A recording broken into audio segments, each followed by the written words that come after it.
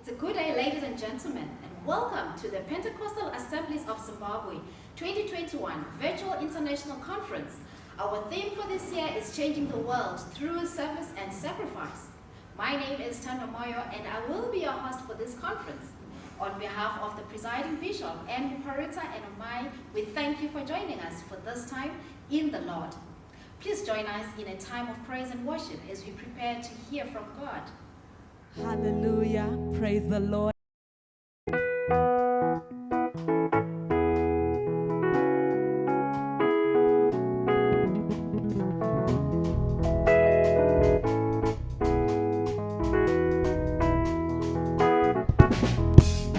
Kure kwa makati tora nasi tinoti tatenda. Kure kwa makati tora nasi tinoti tatenda. Kure kwa makati tora Jehova Mwari wetu tinoti tatenda. Kure kwa makati tora Hallelujah. nasi tinoti tatenda. Kure kwa makati tora Jehova Mwari wetu tinoti tatenda. Kure kwa makati tora Hallelujah. nasi tinoti tatenda. Glory to the Son of the living God.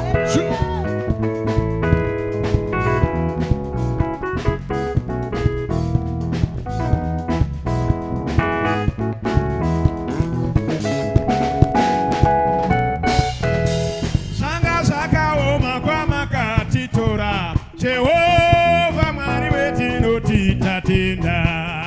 Kure kwa makati tora Hallelujah. nasi tinoti tatenda. Shanga zvichirema kwa makati tora Jehova Mwari wetu tinoti tatenda. Kure kwa makati tora Hallelujah. nasi tinoti tatenda. Tairwara kwa makati tora nasi Mwari Baba tinoti tatenda. Kure kwa makati tora nasi tinoti tatenda. Glory to Jesus.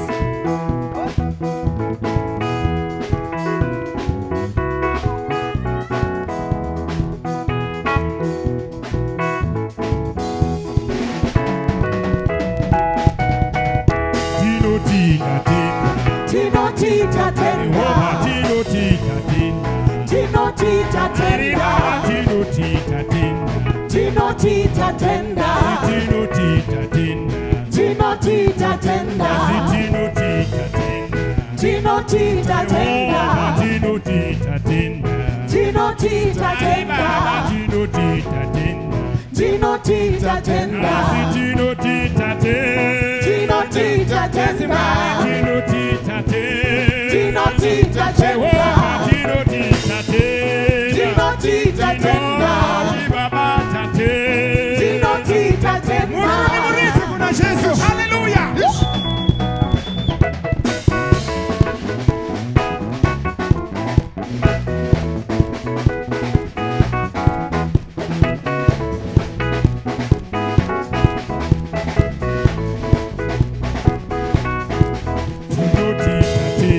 Tinoti tatenda.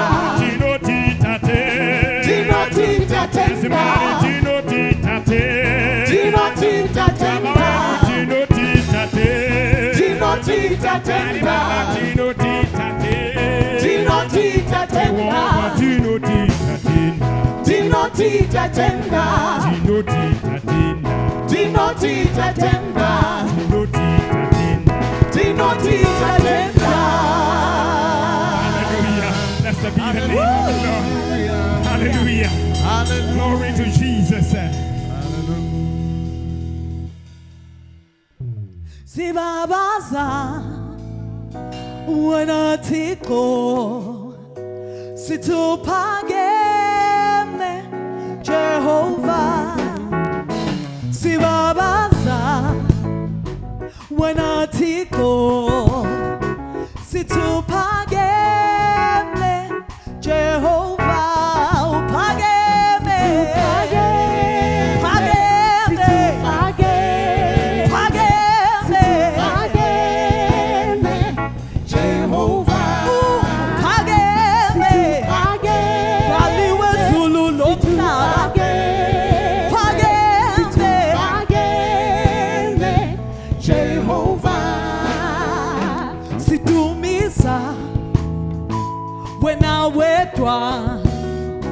twalala phakade Jehovah sidumisa wena wedwa twalala phakade Jehovah uphakeme baba phakeme baba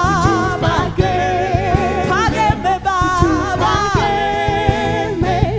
Jehovah. we lift you higher you are worthy Lord you are worthy of all praise Jehovah.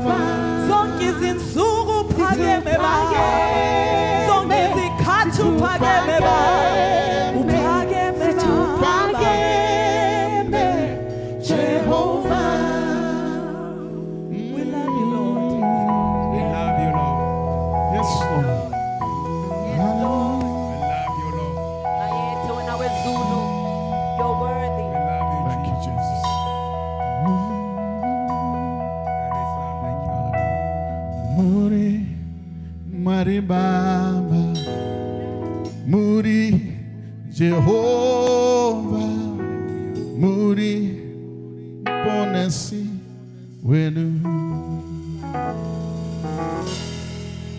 Muri Mari Baba, Muri Jehovah, Muri Ponesi Wenu. Join me and say, Muri Mwari Baba. Come on, everybody. Muri Mwari Baba, Muri Jehovah, Muri Ponesi Wedu. His God is the Lord of the Lords, the God of gods. Muri Mwari Baba, Muri Jehovah.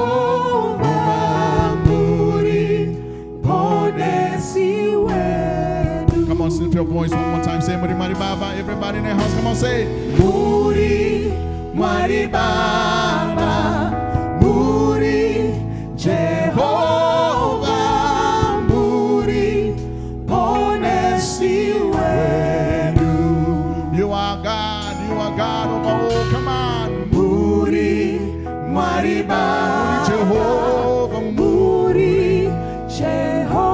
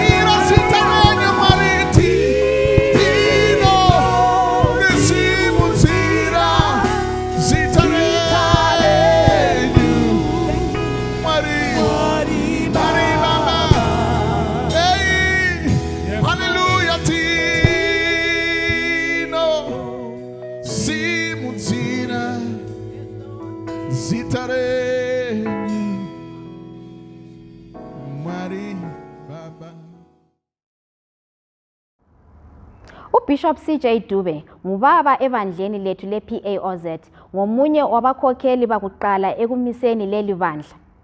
Wasebenza kanye lama-missionary behola abantu bakithi ekukhonzeni uNkulunkulu. Ubaba useleminyaka embalwa eshumayela ivangeli. Kasimamukeleni ezosiphakulela ilizwi lenkosi. Siyahlangana nale imini enkulu namhlanje ngegama lenkosi uJesu Kristu. Sihlangana ukubana sabelane ilizwi likaNkulunkulu phakathi komhlangano omkhulu wale conference. Engikholwa ukuthi abaningi bakhona balaleleyo abafuna ukuzwa uNkulunkulu ekhuluma nabo. Ngiyabonga uNkulunkulu ngalona leli thuba elihle kakhulu. Engifuna ukukhuluma ngakho ukuthi ukuxabulula ubuxikixiki ngesikhathi se-lockdown, umuntu ebubula eguqe ngamadolo ekhuleka. Nxa sikhangela elizweni likaNkulunkulu amazwi kaMlimi amakhulu amahle, sibona ukuthi uAbraham wezwa ukuthi umntana umfowabo usethunjiwe, waba lenyathelo lokuhamba ukuyakhulula wayethunjiwe. Sibona uAbraham ekhulekela iSodoma leGomora ngoba kulapho kwakuhlezi khona umntana newabo. Nxa siqhubeka sikhangela ilizwi likaNkulunkulu sibona uDaniel, le yiyo esizayibala ngosuku lwanamhlanje incwadi yamazwi kaDaniela. Siyabe sibala uDaniela namhlanje ngalolu suku ngegama lenkosi yethu Jesu. Siqalela uDaniela chapter 9, sizabala kusukela kuverse 3 sisiya ku-19. Nanka amazwi ngizabala ngesilungu ukwenzela ukuthi bonke bezwe esikhuluma ngakho. And I set my face unto the Lord God to seek by prayer, supplication, with fasting and sackcloth and ashes. And I prayed unto the Lord my God, and made my confession, and said, Lord, the great and the dreadful God, keeping the covenant and the mercy to them that love him, and to them that keep his commandment. nxa siwakhangela amazwi lomkhuleko kaDaniela sibona ukuthi kwakuyisikhathi sokuba abantwana baka-Israyeli babethunjiwe babeselizweni laseBhabhiloni. Beselizweni laseBhabhilona yayingekho into engabaxakulula phakathi kwalobu buxikixiki.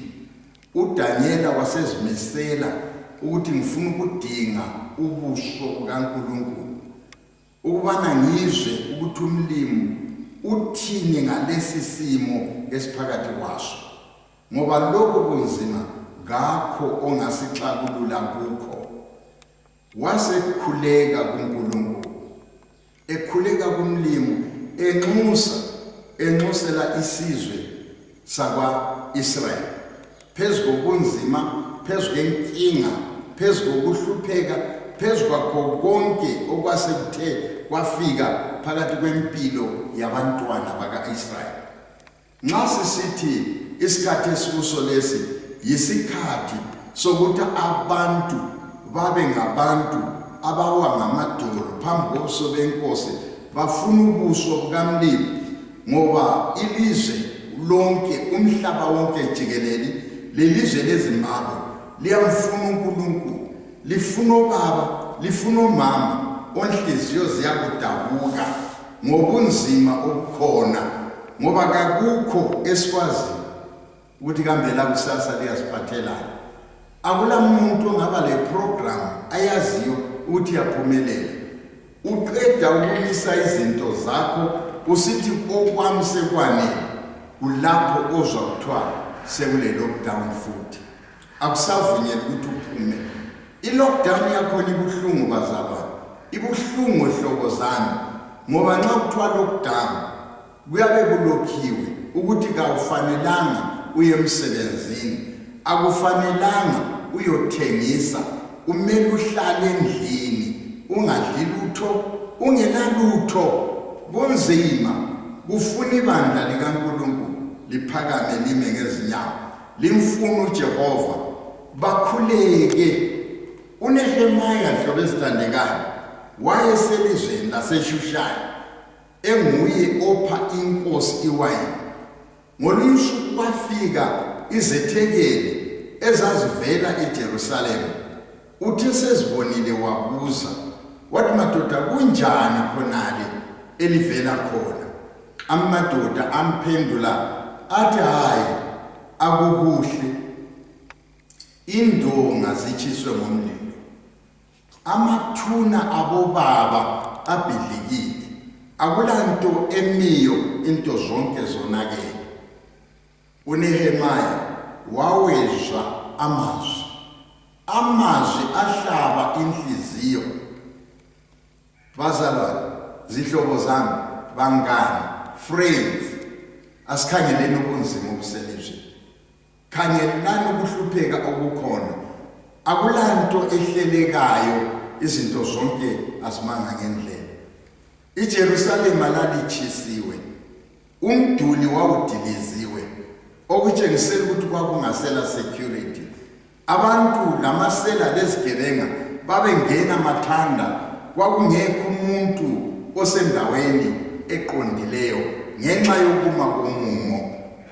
Kodwa nangu uNehemaya uthi sengiwezwile amazwi, ngahlabeka, ngadabuka ngaphakathi kwami, ngazimisela ukuthi ngifuna ukukhuleka, ngidinga ubuso bukaNkulunkulu. uNehemaya nxa isitshela ngamazwi akhe kuchapter 1 uthi ngaqalisa ukuvuma izono ukuba uNkulunkulu abe nomusa phezwethu, ngoba thina sonile, izinto zonke kazimanga ngendlela, siphakathi kokuyangiswa, siphakathi kohlazo. Hlobo ezithandekayo, elizwe esikulo eZimbabwe, ichurch is no more longer essential. Isiyinto nje efaniswa lebhawa, ukuthi abantu abaye-church ngabantu abangaziyo abakwenzayo. You better look them down, you better look them in. Church of God, uNkulunkulu kavusa amadoda. Let's seek the face of the Lord. Asifuneni ubuso bukaNkulunkulu, asimfuneni uJehova, asimlambeleni. Yena wasithanda izwe lingakabikho, yena wachitha igazi, yena wahlawula icala, yena othembekileyo. Ukhona ulindele abantu onhliziyo ziyadabuka, abezobuhlungu, abadala sikhangela ifuture abantu abethu. Nxa sikhangela ukuthi lockdown yonale isifikile, ama-drop out esikolo, abantwana babe pregnant, abasuke bazithwala, izizwe ezingenaboyise, okutshengisela ukuthi ngolunye uhlupho oselwengezelelo phakathi kwezimuli lezi. Nangu umntwana sebuye lesizwe, umuntu ozamaintena leso sisu ngubani? Uhlupho phezu kwaleli khaya. Church, arise and shine. Is a time that we all wake up and seek the face of the Lord. Ngoba uNkulunkulu is looking unto a man. Umuntu oyakuphakama is looking unto the Christian, the church of the children of God.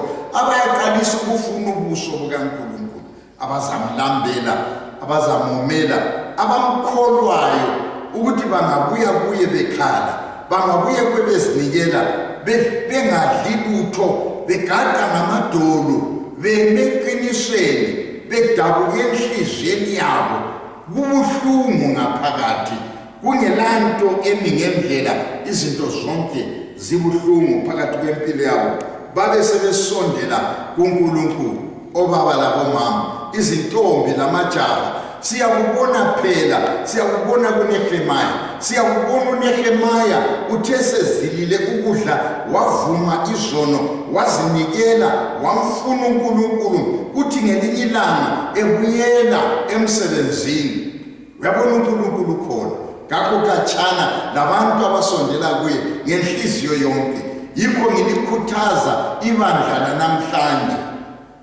Mhlobo esithandekayo, ngengibonise ezinye izinto.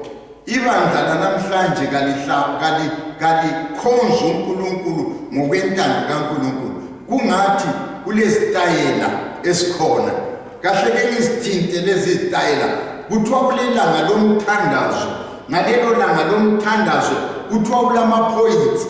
Abantu babuya baguqe ngamadolo, twasikhulekela lokho, besakhuleka ongeyokhokhelela inkonzo athi amen, amen, amen. Abantu sebethula, sebebuya bethathela kabutsha umlilo kababa ucime ukuthi at the end akula muntu ozafumana impendulo. Bathi kasisondeleni ngoba esimele sikukhulekele, esimele sikufune, okumele kukhalelwe ngabantu intando kaNkulunkulu. Uba nomlimo kabuye elizwini lakhe, kabuye emhlabeni wakhe, kabuye phakathi kwabantu bakhe. Abantu bakamlimi bahlangane noJehova, bayibona inkosi, bambona umdali, umqondisi, isisekelo sokuphila, udondolo olokuchaphisa amazibuko, inkanyezi yokusa, ithembe elikhulu elabonwa nguDanyeli. Ngoba uDanyeli eqhubeka hlobo ezithandekayo, ethandaza, ekhuleka, efuna ubuso bukamlimi, wakwazi ukuthi kakho lempendulo. Zimbabweans, Church of God, let us unite. Asibuthaneni sibe yinto yinye, asibambaneni sibe sikhangele icommon enemy. Isitha sethu is that the church is no longer standing on their knees, they are standing on their feet. We ought to go back, siyeguqa ngamadolo, sikhuleka. Ngingalitshela hlobo ezithandekayo ngoba mina uNkulunkulu ngimamukele akunamuhla, sekuminyaka ngamamukela. Nginebandla engilaziyo okwakulabantu abadala ababesithi namhlanje lithi all night prayer. Abantu basithi in all night prayer kati all night playing ama-games. Laba bantu ababekwenza ngalolo suku nxa kuthiwa kuyabuya ukuzonxuswa phambi kukaNkulunkulu, babeguqa begaqa ngamadolo njengenkomo, bekhuleka, bebongolela, bekhala, bethi inkosi sihawukele. Ngubani ungalamulela abantwabethu? Ngubani ungasixakulula phakathi kobunzima obunje? Nguwe wedwa olempendulo, nguwe wedwa olakho okuyikho kudingakala. Silambela wena Nkosi, sifuna wena ukuthi ube nguwe ongena uzosixabulula. Ubusuku bonke imagine begaqa ngamadolo, behamba begaqa ngamadolo the whole night. Ichurch yonke bayele baphenduke bekhala bekhuleka, abanye bethi Nkosi asiselawo amandla kodwa sikhumbule Baba, sikhumbule Baba, sikhumbule Mlimi, sikhumbule Jehova, sikhumbule Baba, sikhumbule menzi wethu, sikhumbule Malusi. Hayi Baba, zihlobo zami ezithandekayo, umlimi esondela ethinta impilo.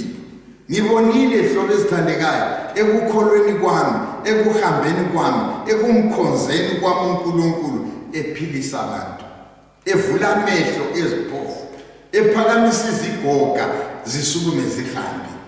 Bahamba abantu, kumangalisa abantu, bevuka abafileyo, abafileyo sibabona bevuswa ngamandla kaNkulunkulu. Lokhu konke kuza nxa ibandla lingabuyela liye kuhlala phezu kwamadolo, limfuna uJehova, limlambele uNkulunkulu, limfuna umdali wezulu nomhlaba. uDaniela wamfuna uNkulunkulu, uDaniela wamlambela uNkulunkulu, uDaniela wamkhalela uNkulunkulu.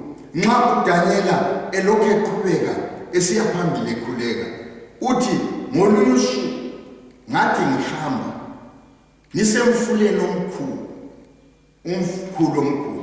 Nxa ngihamba kulowo mfula omkhulu ngaphakamisa amehlo ami, uthi nxa sengiphakamisa amehlo ami ngase ngikhangela, uthi ngabona umuntu owayegqoke embethe ingubo ekhazimulayo, ukhalo lwakhe lubotshwe ngegolide. Uthi ngathi ngiyakhangela inyawo zakhe zazingumlilo ovuthayo, wayefana lejaspa le-emerald, wayeyinto esabekayo emehlweni kaDaniel. Uthi amehlo akhe ayephuma umlilo wesabekayo.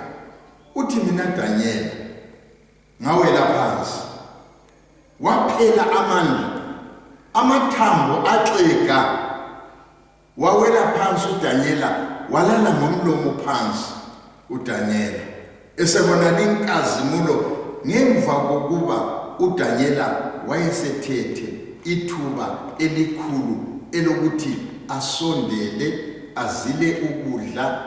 Uthi ngaleso sikhathi angigezanga, angigcobanga amafutha, angidlanga okumnandi, ngaba ngumuntu odla ukudla kokukhawuleza ngoba ngangifuna ubuso bukaNkulunkulu. Ngangifuna ukubona uJehova ezenza izimanga, ngangifuna ukubona uNkulunkulu esenza izibonakaliso. Uthi ngemva kokuba sengithe ngafuna ngamlambela, wazambula, wazibonakalisa. uDaniela uthi nxa esezwile wawela phansi, wawa indoda enguDaniela umuntu kaThixo, elambela ukuthi isizwe sakwa-Israyeli siphunyuke ezandleni zamaBhabhiloni, babuyele ekhaya eJerusalema, emzini omuhle lapho kugeleza khona uchago. Akuzange kube into elula, kwaba ngumuntu ozinikelayo. Lanamhlanje ibandla likaNkulunkulu nxa lifuna ukubona umlimi esenza izimanga, abantu kabamfune uNkulunkulu, kabamfune, bangasuki phezu kwamadolo abo. Ngubani obatshela ukuthi kabatshayise bengayitholanga impendulo? Umlimi engakakhulumi phakathi kwethu, akubuye abantu bazinikele kumlimi, abantu kabaguqe ngamadolo, inhliziyo zidabukile, abantu bekhangelela impendulo, kungabi kubalisa ukuthi besile 10 days fasting. Ayisikho hlobo ezithandekayo. Mina nxa ngikhangela ukuthi nxa kuthiwa i-fasting, into eyenza ukuthi kwesinye isikhathi ngingadli ukudla kungenxa yomthwalo enguzwa ngaphakathi kwami. Izinto ngibona ukuthi hayi azihambi ngendlela. Ngithatha ilizwi likaNkulunkulu, ngibona izithembiso ezilotshwe khona, ngize ngikhumbula amazwi kaGidiyoni. uGidiyoni ebhula ecatshile, kwafika ingilosi kaThixo yathi wena ndoda oliqhawe wena obusisiweyo uGideon uthi mina zingaphezu kusisi ngibhula ngicatshile wathi zwana Gideon mina ngithunywe kuwe ukuthi lawe ngikuthume uGideon uthi zwana kulezi story eziningi esizizwayo ukuthi lumlimi esimkhonzayo ngoThixo wezimanga womisa ulwandle olubomvu okhokho bachapha emfuleni omileyo wamisa amanzi eJordani abantu bachapha phezu komhlaba ziphi lezo zimanga namhlanje thina sesithunjwa ngamaMidian sebebuya bezesithathela konke silapho kungaphi ilizwi lengilosi lathi Gideon sukuma ngawona lawo amandla amancane olawo usize isizwe esithunjiweyo church phakamanini bazalwane phakamenini li-conference mayingabe i-conference engasoze ilethe impendulo mayibe i-conference ezaletha impendulo ezahlaba inhliziyo zabo baba zihlabeke inhliziyo zabo mama ngoba God is alive lokhe phila yena wasithanda izwe lingakabikho yena wachitha igazi yena wahlawula icala is still alive lokhe phila ukhona uhleli kuze kube naphakade hlobo zami ukhona umlimi akafunwe njengoDaniel owasendulo wamfuna uDaniel uthi nxa sengilele phansi haleluya nxa sengilele phansi uthi ngasensizwa ilizwi ngezwa ilizwi uthi leli lizwi lathi nxa likhuluma uthi ngaba ngofileyo ilizwi elilamana the answer from above wayifumana impendulo eyayivela kumlimi eyayivela phezulu kuJehova uthe nxa eyizwa warealize uthi leli lizwi elikhulumayo ayisilo ordinary lizwi alisilo lika bishop ayisilo lizwi lika archbishop alisilo lompostoli kodwa ilizwi likaNkulunkulu ilizwi elilamandla uDaniel wacambalala walala ngesisu uthi ngaze ngawa la ngobuso ngoba wayengasanelisi ukuthi angaphakama ngenxa yobunzima ngenxa yohlupho ngenxa yokukhathazeka okwakukhona ebantwini bonke ababeseBhabhiloni bethunjiwe bechimize emihle bechidorobho labo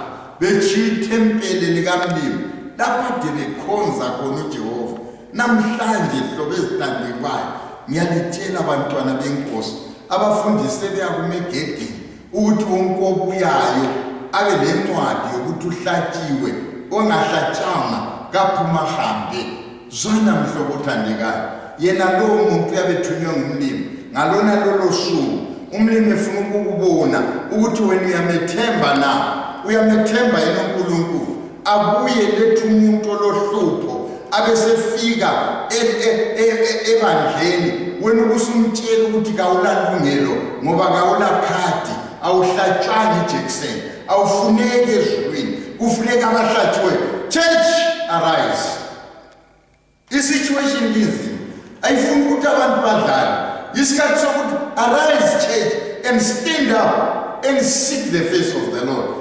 It is not by might nor by power. It is by the Spirit of God. Let the Spirit of God. Umoya kaThixo wehlele phezu kwethu. Umoya kaJehova. Moya wesimba. Moya unoshamisa. Moya unova kudenga kunamani. Moya mutshele unomutsa bakafa. Church, let's rise up. Church ngati muke. Ngati one kuti tingagona kununura vanhu kana nyika kana matambudzika kusvikira vahurumende dzatarisa kuti mindiro iri kuna Jesu voona kuti chokwadi the answer pazvinhu zvatakasangana nazvo is in Christ Jesus vaone kuti Jesu ni mambo nazvino anorarama mutsvene ariko chechi tisaite sekunge Mwari hapo singenzanga ati uNkulunkulu swafa singenzanga ati umlimi kasekwe emhlabeni church let's rise up kasivukeni bantwana benkosi, vukani bobaba, vukani bomama, vukani izintombi majaha, khangelani ubunzima, ifuture yaphinda. Ubufuna ukuchata ngawona lo mnyaka ngenyanga ephelileyo kodwa nge-lockdown awusatshadanga, ubufuna ukwenza okunye akwehlulekile, zwana akukuhlabi inhliziyo yakho. Awuzwe inhliziyo yakho ihlabeka, awuzwe umphefumulo wakho uhlabeka, awuzwe umoya wakho uhlabeka, umfuna umlilo. Ifunele inkosi ngoba lo Jehova esikhuluma ngaye useduze, labanhliziyo zidabukile, useduze labamfunayo ngenhliziyo yonke bamfuna uJehova. Ngiyakhumbula hlobo ezithandekayo ngomnyaka ka-1978, ngomnyaka ka-1978 impi yayitshisa elizweni, kwakungahambeki. Yisikho khona lapho kwaqalisa khona lezi zithupha zamazenge, sasilezithupha zamaphepha ngenxa yempi eyayikhona yayitshisa. So babefuna ukwazi ukuthi umuntu onguye nguphi. Izithupha ezaqala ukuba khona zazilesikhala eceleni lapha, ukuthi leso sithupha ungasiphiwa ubusufaka intambo suhamba usigaxile, sasingafakwe esikhwameni, sasigaxa entanyeni, ukuthi nxa bekubona bakwazi ukuthi ayisilo torotoro ngoba impikitsha yakho esesithupheni lalokho yikho khona kuyafanana. Zwanini, akulanto entsha ngaphansi komthunzwela. Buzana abadala balitshele abadala. Kwaba khona ukuhlabeka khonapha eZimbabwe, kwaba khona ukuhlabeka ibandla likaMlimi ake lilalele, lalingekho, lalingakazalwa ngaleso sikhathi. Ngiyalitshela lelo qiniso limfihlakalo, balutshwane ababekhona ngaleso sikhathi, abaningi ababebadala kulathi sebashona abasekho emhlabeni. Kwakuthanwa e-University yeZimbabwe, kwaba nomhlangano omkhulu, kwakuthanwa kudinga i-answer yokuthi ilizwe leli lingaqabululwa njani. Kulapho kwabonakala abantwana benkosi bebuthana, ulitshele hlobo ezithandekayo, ichurch yeBrotherhood yayikhona, iBaptist yayikhona, iMethodist, name them, they were all there. Kwakungakabi lama-ministries la esiwabonayo ayengakabi khona ngalezo sikhathi. Kwakungekho, kwakule church kaMlimi eyayi-united, eyayibambene, abantu ababesebenzelana, babe nokuhlonipha, babekwazi ukuthi kulabadala bangakhuluma babelalela. Kwakungekho jampa asebekhona khathesi. Zwanini hlobo ezithandekayo, ilizwe laselitshisa, abantu basebebulawa, kwakutshisa. Ngamanye amazwi nxa ngingatsho ngeqiniso elikhona ukuthi leli lizwe yebo kwakulwiwa, umbhobho wawukhona, kodwa into yaxabulula ubuxikixiki obabuseRhodesia ukuthi sibe yiZimbabwe ngumkhuleko webandla. Buza abaziyo bazakutshela ukuthi lowo mbuthano wawuthiwa iNACLA. Ababekhona baphiwa amabhayibhili nakhathesi balawo, baphiwa izinto eziningi ukuhlomisa abafundisi izikhali zokuya kulwa. Kusukela ngemva kwalowo mhlangano abantu saqala ukwazana, hatshi ngamachechi, saqalisa ukwazana ukuthi singabantwana bakaNkulunkulu, into esiyiyo yona yi-one. Umkhuleko wamenyezelwa eHarare, kwakule chechi eyayivulwa phakathi kwedorobho ukuthi nxa abantu bengakayi emsebenzini bayengena bayokhuleka.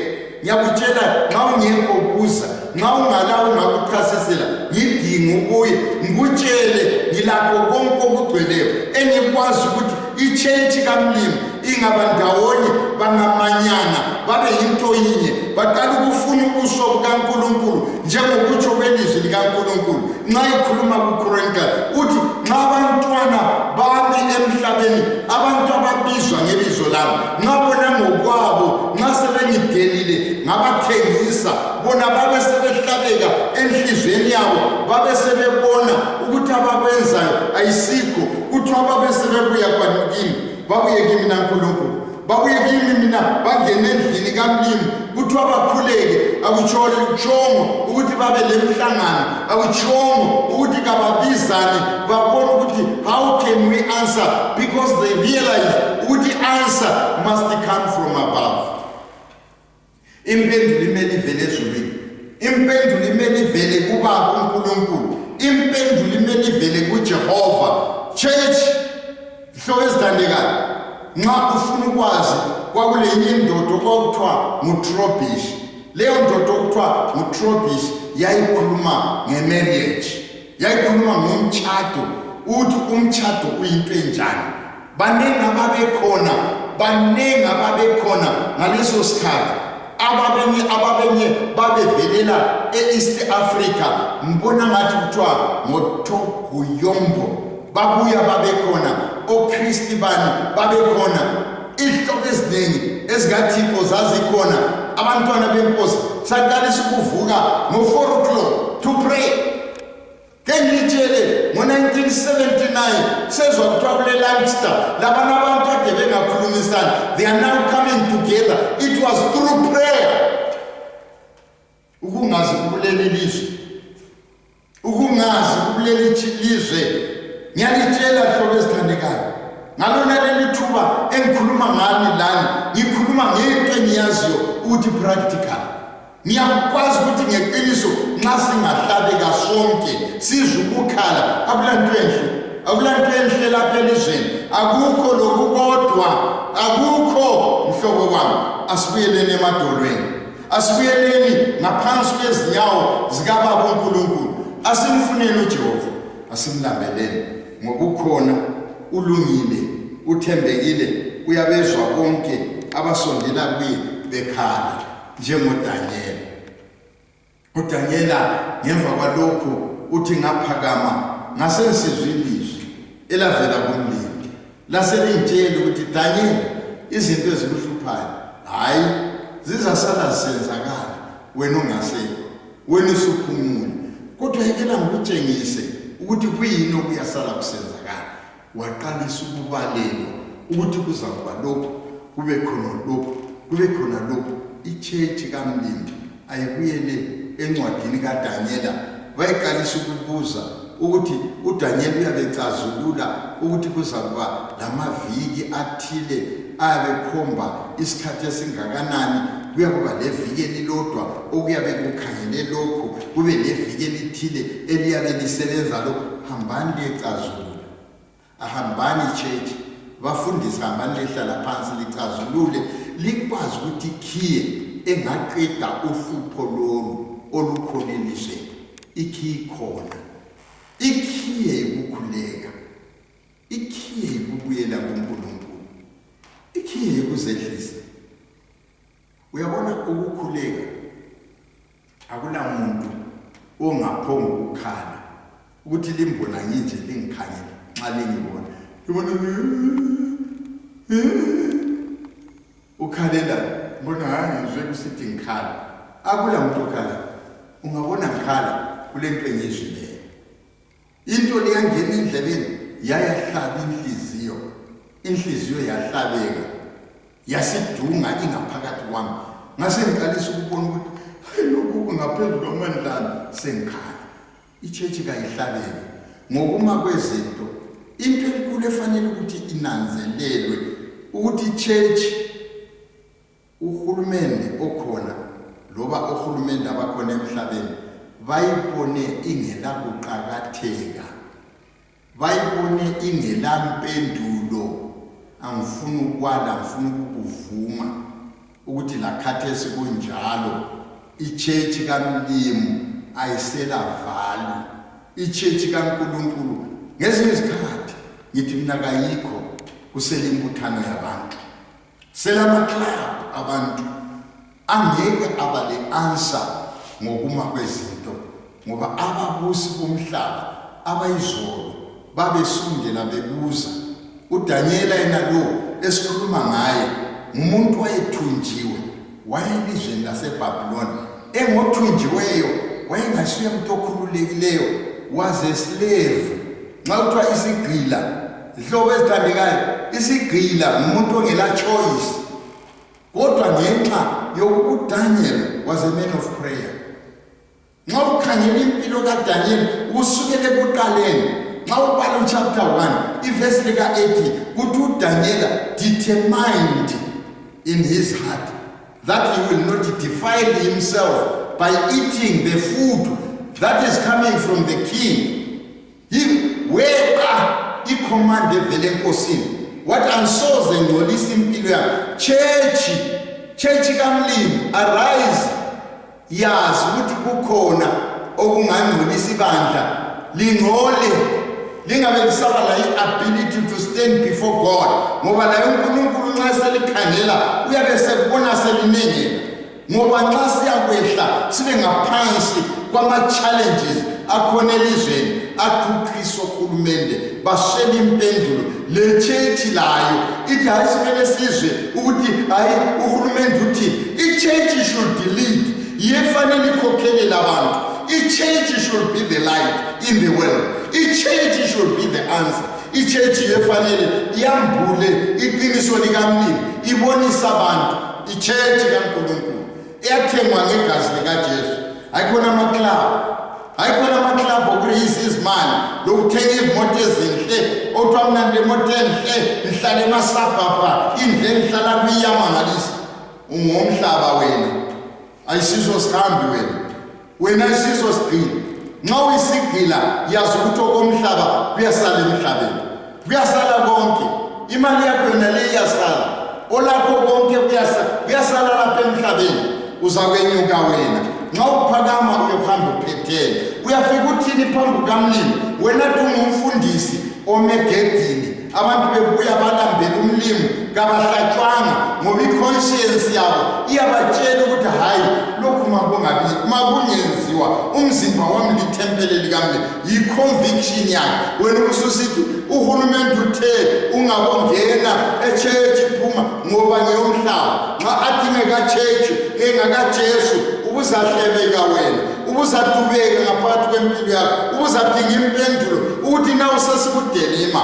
we are in the delima Lord what can we do let's come back sibe ngabantu abaguqa ngamadolo sibe ngabantu abafuna ubuso benkosi sibe ngabantu abalambela umlimi sibe ngabantu abadinga intando kamlimi uJehova uyaphila ukhona ulamandla ufuna bona laba bamlambelayo lanxa kwaba le lockdown i-lockdown yayekela ukuthi abantu bakhule abanye bahla bakhiya ama-church wasala sekuluthuli lanxa usiyakhona kulezi insuku ufika kungalanto enhle amasela sabo uyadobha konke ade kukhona ade kubukeka ngenxa yokuthi sebehlezi ngekhaya bathi sizabelela ukuthi uhulumende asivulele laugh at yourself zihleke wena uvulele antu uJesu wabethele esiphambano antu uJesu wakufela kalichitha negazi kakuhluphekelanga yini kalenganga wathi kuphelile wena usuqala kupokutsha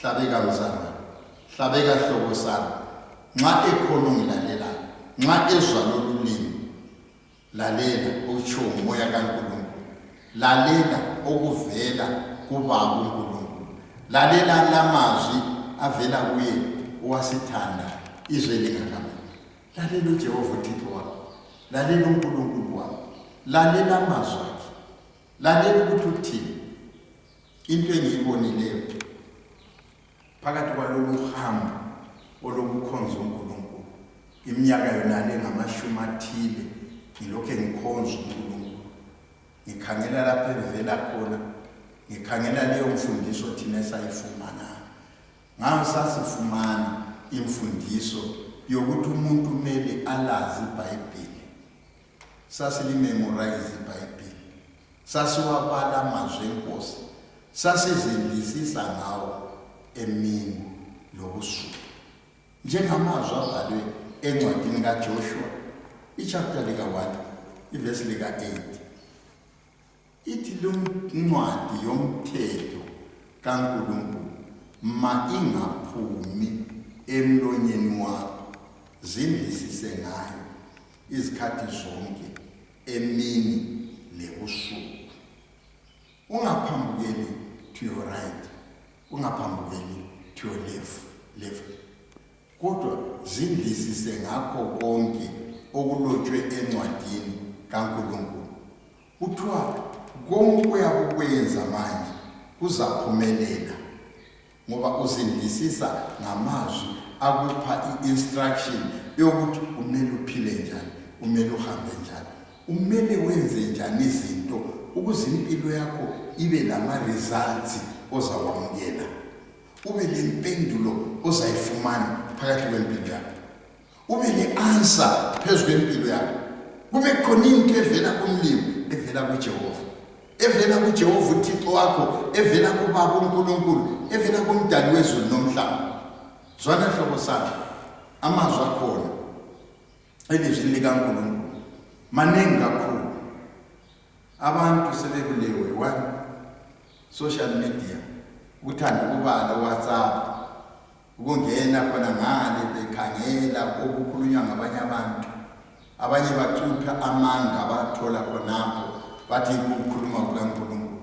Zona nxa sibala ku-Old Testament kuthiwa ekuseni every morning kwakusiba le-fresh bread eyayibekwe etafuleni, fresh bread eyayibekwe etafuleni ela okwakunamakha, isinkwa esifresh esiloqhatshi. Ilizwi likaNkulunkulu li-fresh, ilizwi likaNkulunkulu every time li-fresh. Nxa ulibala liyaku-inspire, liyakufundisa, liyakubonisa. Sensiyagcina ngifuna ukukhuluma abapostoli, amen. Ngifuna ukubamba izinto ezimbili.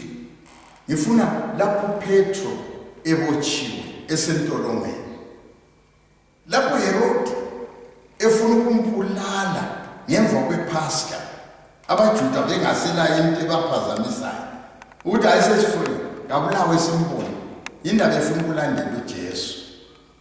Kuthiwa ibandla, if the church could pray, umuntu osentolongweni, maximum prison, lapho ayikhona wayehleli phakathi kwabogada ababili ebotshiwe uPetro, ukuthi ichurch kaNkulunkulu yakhuleka, ichurch yakhala, ichurch wept before God, ichurch yambiza uNkulunkulu, yabiza uJehova, ichurch kamlimi.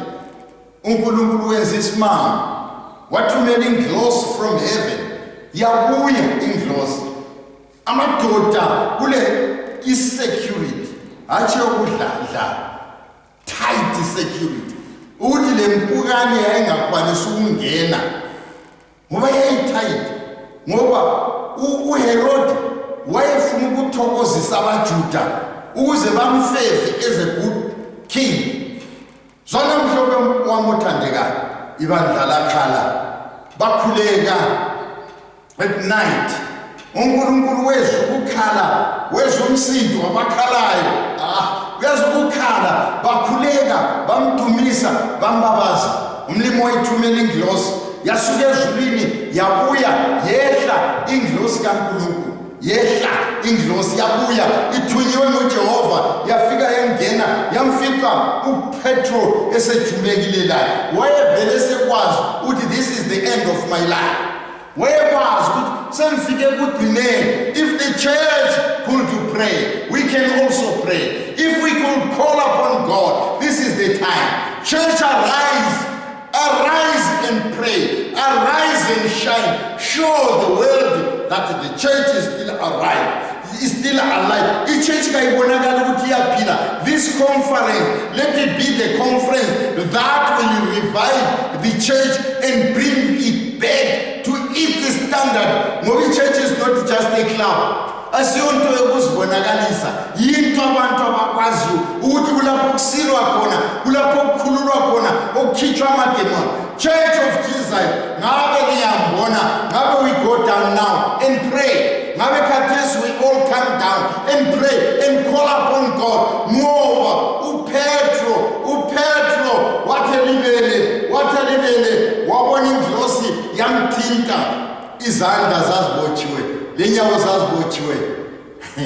Amadoda ayebambwe ehleli phakathi kukaPetro, azama ukukhangela ngapha, ayelele uPetro waphakama, walandela ingilosi, wadlula phakathi kwabantu. Imagine abantu isecurity enjalo wedlula akuzange kube lo msindo kwavuleka amagedi ezivula bodwa through the prayer. When they were calling upon God, uNkulunkulu was operating in the power of the Holy Spirit. Let the church go back to its knees.